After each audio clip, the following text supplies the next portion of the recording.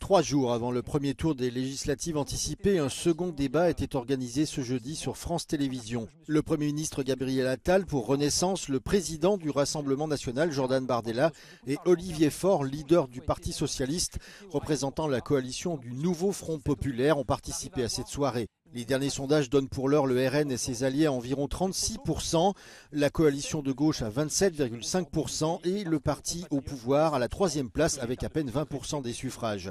Le pouvoir d'achat, la sécurité intérieure ont été évoqués, mais on a aussi parlé de guerre en Ukraine.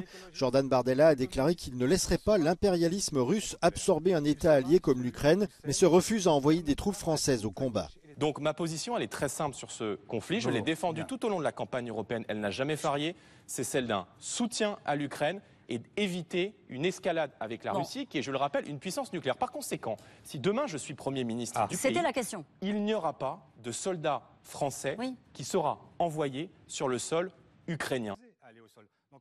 Cette prise de position faisait suite aux remarques du président Emmanuel Macron en mai, dans lesquelles il avait déclaré qu'il n'excluait pas d'envoyer des troupes françaises sur le terrain en Ukraine.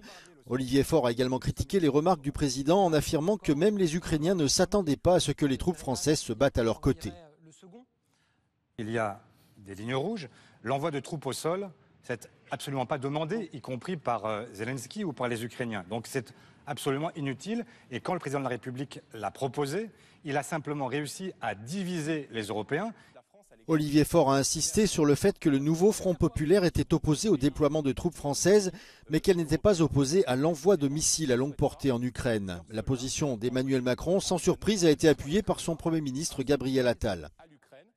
Quand on se bat pour l'Ukraine, on se bat pour défendre nos valeurs, on se bat pour défendre leur liberté, mais on se bat aussi pour notre quotidien.